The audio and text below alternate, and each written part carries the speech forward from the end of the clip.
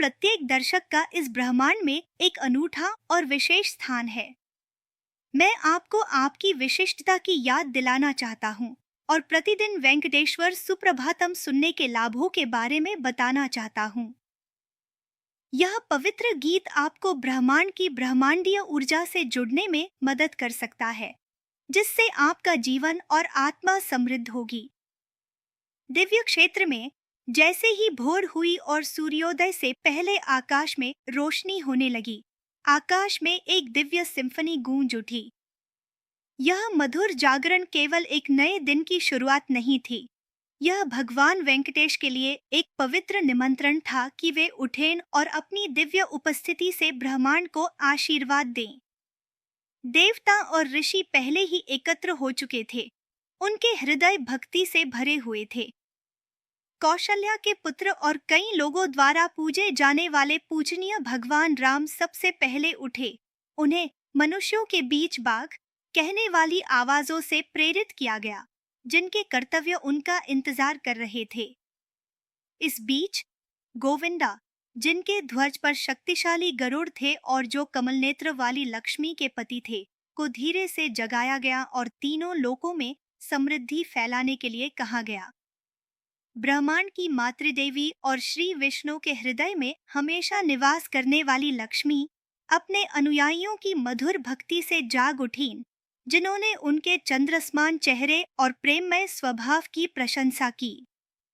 उनकी उपस्थिति शांत और स्नेही शांति बिखेर रही थी, क्योंकि वह अपने प्रिय विष्णु के साथ वृषभाल के शांत निवास को सुशोभित कर रही थी। जैसे ही गोधूली सुबह की सुनहरी किरणों में बदल गई, अत्रि सहित 7 महान ऋषि भगवान के चरणों में पहुंचे। वे दिव्य गंगा से शुद्ध कमल लेकर पूजा और श्रद्धा के लिए तत्पर थे। उनके कार्यों को देवताओं ब्रह्मा, सुब्रह्मण्य, इंद्र और बुद्धिमान बृहस्पति ने प्रतिबिंबित किया, जिन्होंने विष्णु के अवतारों की प्रशंसा की और उनके लौकिक कारनामों पर आश्चर्य व्यक्त किया। प्रकृति भी इस दिव्य सिम्फनी में शामिल होती दिखी। खिलते हुए कमलों की खुशबू से सुगंधित एक हल्की हवा में बह रही थी। अपने पिंजरों में बंद पक्षी, विशेष रूप से तोते, अपनी आंखें खोलकर सुबह के उत्साह के गीत गा रहे थे और बचे हुए फलों और मीठे पायसम का आनंद ले रहे थे। यहाँ तक कि अपनी मधुर वीणा के लिए प्रसिद्ध दिव्य ऋषि नारद ने भी विष्णु के अनंत कर्मों के सम्मान में मधुर धुनें बुनते हुए स्तुति गाई। ब्रह्मांड जीवन से सराबोर था। मधुमक्खियां कमलों पर नाच रही थी।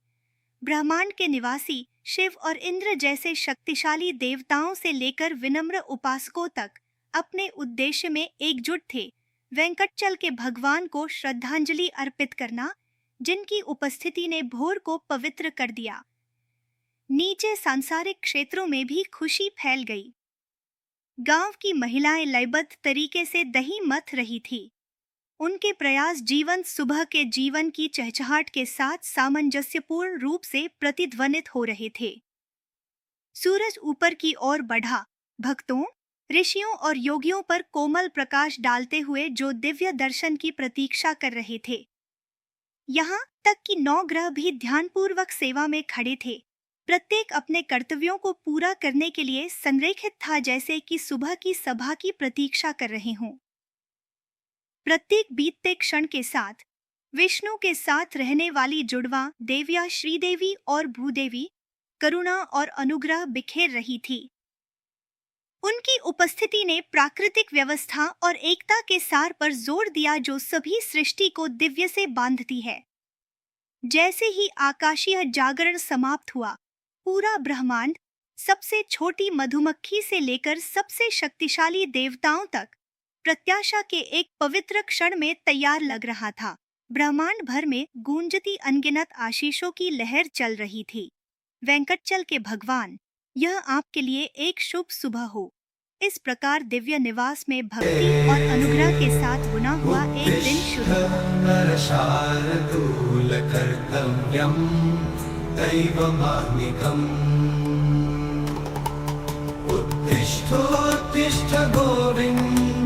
उत्तिष्ठ गरुडध्वज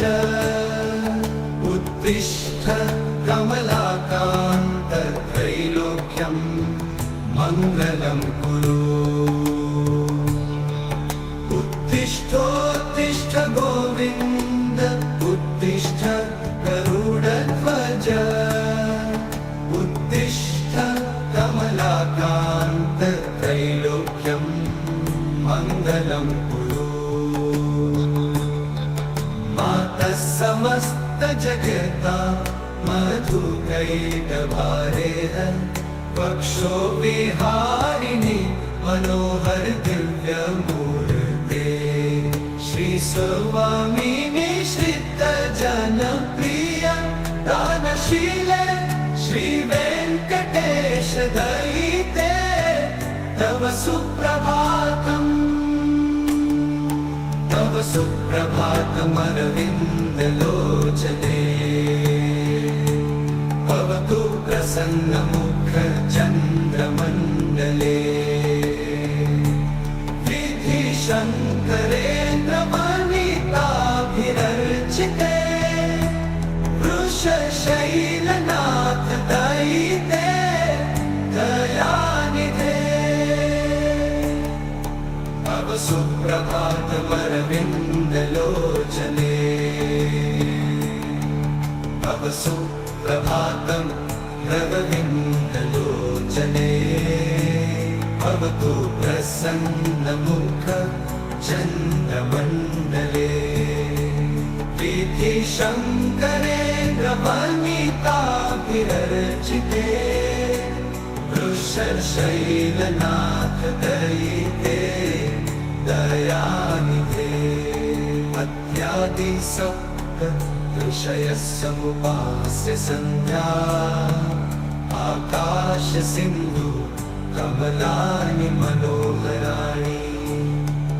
आदाय पादयुग मर्चयितुं प्रपन्ना शेषाद्रिशेखर विभो तव सुप्रभातम्।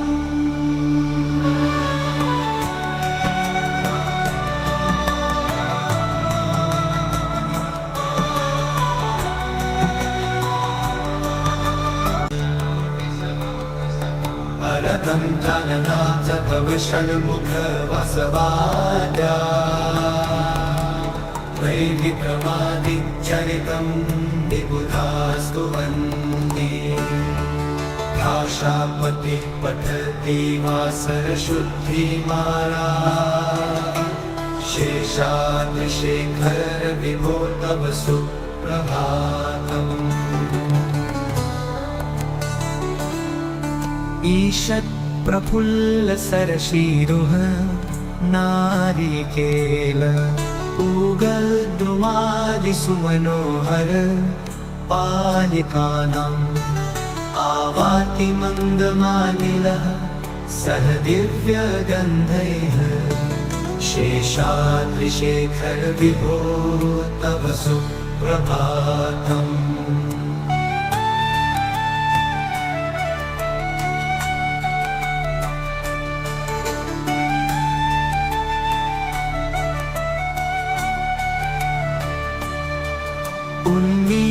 नेत्रयुगमुत्तम पञ्जरस्थाः पात्रवसिष्ठ कदली फलपायसानि भुक्त्वा सलीलमथकेले शुकाः पठन्ति शेषाद्रिशेखर विभो तव सुप्रभातम्। अनिदेवतया दयितानि गमयि कमलादलिनान्नमरं दरये। अनिदेवतकर्ष मधुरस्वनया वृञ्जरा गायत्यनन्तचरितं तव नारदोऽपि भूत्वा समङ्गमसत् कृतचारुरम्यम् शेषाद्रिशेखर विभो तव सुप्रभातम्।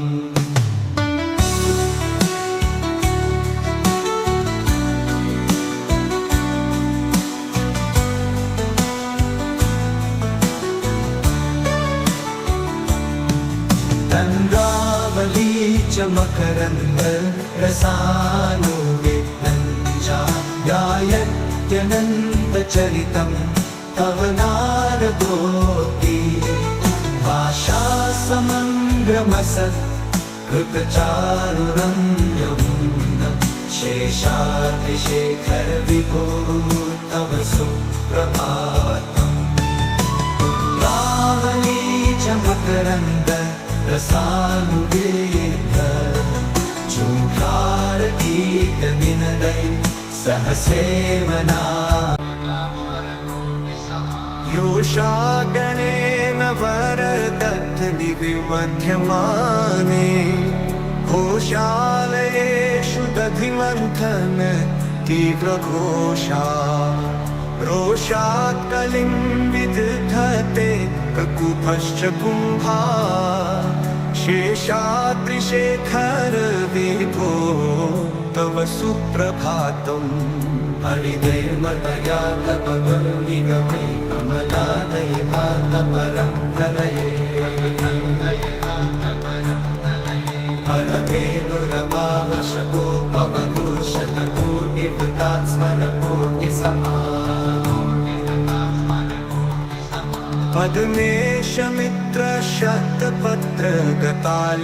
पद्मेशमित्रशतपत्रगतालीवरगाः हर्तुं श्रियं कुवलयस्य निजाङ्गलक्ष्म्याः भेरीनिनादमिव बिभ्रति तीव्रनादमुं शेषाद्रिशेखर विभो तव सुप्रभातम् हरिदेवतया तपगुरुनिगमे कमलादये भातपरं कलये श्रीमान्नभीष्ट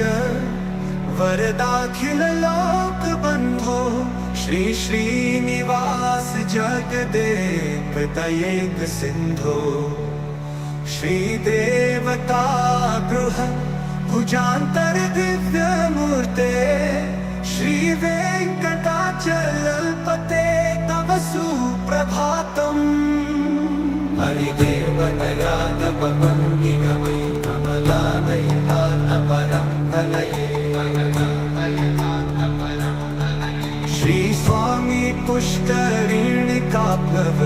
निर्मलाङ्गाः श्रेयार्थिनो हर विरिञ्चि सनन्दनाट्याः द्वारे वसन्ति वरनेत्र हतोत्तमाङ्गाः श्रीवेङ्कटाचलपते तव सुप्रभातम् हरिदेवतया तपगुरुनिगमे कमलादये भातपरं कलये हरिदेवतया तपगुरुनिगमे घोषालयेषु घोषालयेषु दधिमन्थन तीव्रघोषा रोषात् कलिं विदधते ककुभश्च कुम्भाः शेषाद्रिशेखर विभो तव सुप्रभातम् हरिदेवतया तपगुरुनिगमे कमलादये आख्यां त्वदीयवसते रदीशं वदन्ति श्रीवेङ्कटाचलपते तव सुप्रभातम् तव सुप्रभातम् सेवापरा शिवसुरेश कृशानुधर्म रक्षोऽम्बुनाथ पवमानधनाधिनाथा बद्धाञ्जलि प्रविलसन् निज शीर्षदेशा श्रीवेङ्कटाचलपते तव सुप्रभातम् तव सुप्रभातम् हरिदेवतया तपगुरुनिगमे कमलादये भातपरं कलये हरिदेवतया तपगुरुनिगमे शुते विहगराज मृगाधिराज नागाधिराज गजराज हयाधिराज स्वस्वाधिका महिमाधिकमर्थयन्ते श्रीवेङ्कटाचलपते तव सुप्रभातम् तव सुप्रभातम् तदया तदुदातिगमं कमला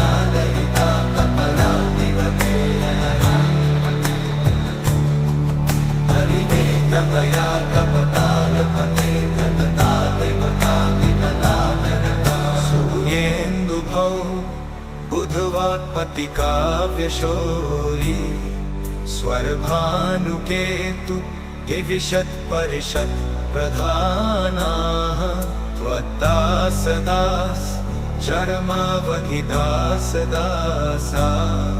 श्रीवेङ्कटाचलपते तव सुप्रभातम् तव सुप्रभातपादधूलि भरितस्फुरितोत्तमाङ्गा स्वरभापवर्ग निरपेक्ष निजान्तरङ्गा कल्पागमा कलननयाकुलतां लभन्ते श्रीवेङ्कटाचलपते तव सुप्रभातम् तव सुप्रभातम् परिचिततया कलता विगमकमलालयिता कमलामिवते हरिवेङ्कटया कमलापते तव सुप्रभातम् तव सुप्रभातम् अधिकोद्धो पुराग्रशिखराणि निरीक्षमाणाः स्वर्गापवर्गपदवी परमां श्रयन्तः अधिमर्त्या मनुष्यभुवने महिमाश्रयन्ते श्रीवेङ्कटाचलपते तव सुप्रभातम् अधिते अतिदातवनं निगमैकमलादयिमानपदानते सुप्रभातम् श्रीभूमिनायकदयादिगुणामृताब्धे देवादिदेव जगदेक शरण्यमूर्ते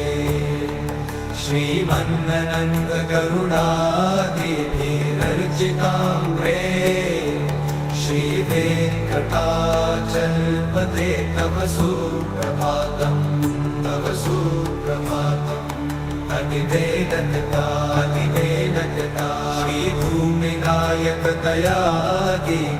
श्रीभूमिनायकदयादिगुणामृताब्धे देवादिदेव जगदेक शरण्यमूर्ते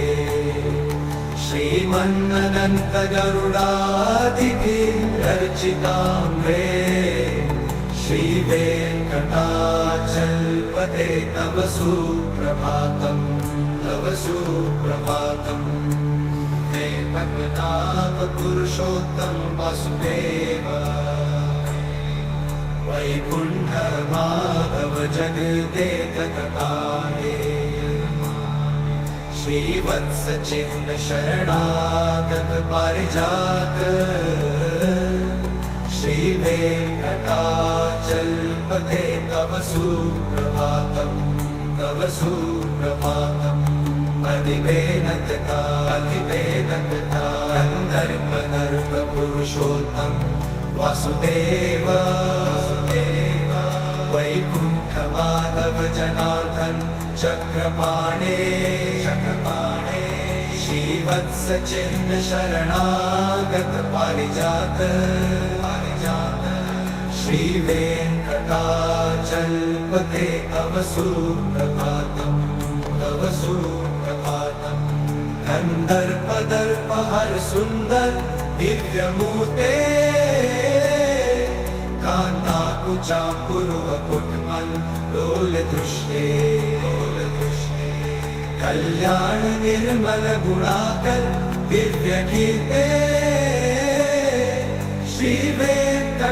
श्रीवेङ्कटाचलपते तव सुप्रभातम् तव सुप्रभातम् शेषांश राम यदुनन्दन कल्किरूप श्रीवेङ्कटाचलपते तव सुप्रभातम् तव सुप्रभातम् हे लालवङ्ग घन सार सुगन्धि तीर्थम्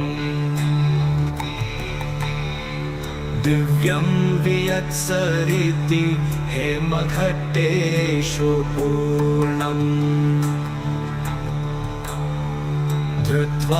धृत्वाद्यवैदिक शिखामणयः प्रहृष्टा तिष्ठन्ति वेङ्कटपते तव सुप्रभातम् तव सुप्रभातम् हरितं परितं वृषशैलपते हरया कृपया परिपाहि हरे हरिवेङ्कटशैलमुदारपते जगताभिमतानि कथानरथा हस्वानुदेति विच्चानि सरोरुहाणि सम्पूरयन्ति निनदैः ककुभो विहङ्गाः श्रीवैष्णवाः सततमर्थितमङ्गलास्ते धामाश्रयन्ति तव वेङ्कटसुप्रभातम् तव सुप्रभातम् हरितं परितं वृषशैलपते हरया कृपया परिपाहि हरे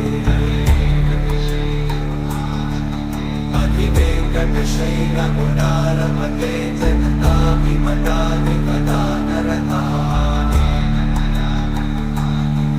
फलदेवतया प्रविपान्ति कवि कमलादयितामरं कलये हरितं परितं वृषशैलपते हरया कृपया परिपाहि हरे हरितं परितं वृषशैलपते हरया कृपया परिपाहि हरे हरितं परितं वृषशैलपते हरया कृपया परिपाहि हरे हरितं परितं वृषशैलपते हरया कृपया परिपाहि हरे हरितं परितं वृषशैलपते हरया कृपया परिपाहि हरे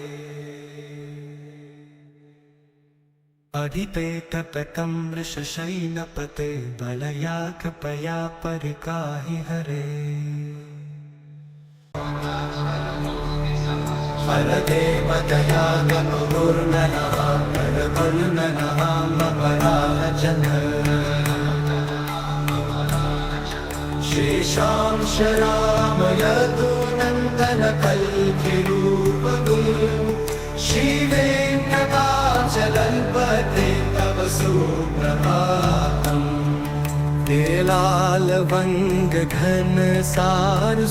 नीलालवङ्गघनसारसुगन्धितीर्थम् दिव्यं वियत्सरिति हेमघटेषु पूर्णम् धृत्वाद्यवैदिकशिखमणयः प्रहृष्टा तिष्ठन्ति वेङ्कटपते तव सुप्रभातम् परदेवतया कवितानि गवे कमलादयितान्दपरं कलये हरयालवङ्गघनसार सुगन्धितीर्थम्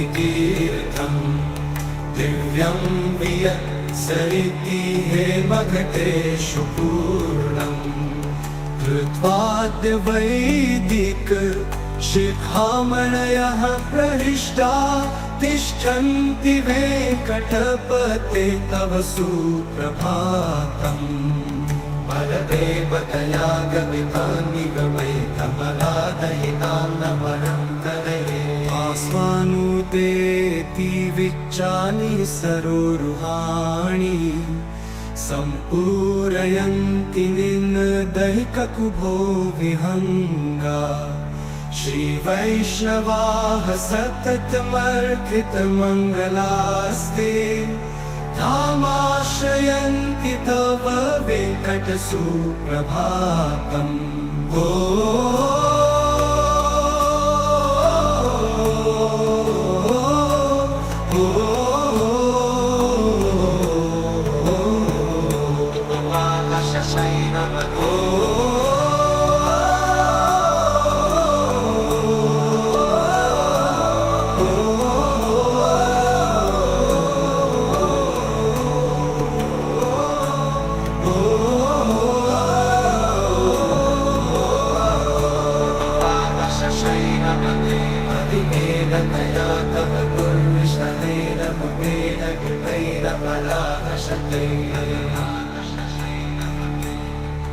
हरिहं परिकम्मठकोलन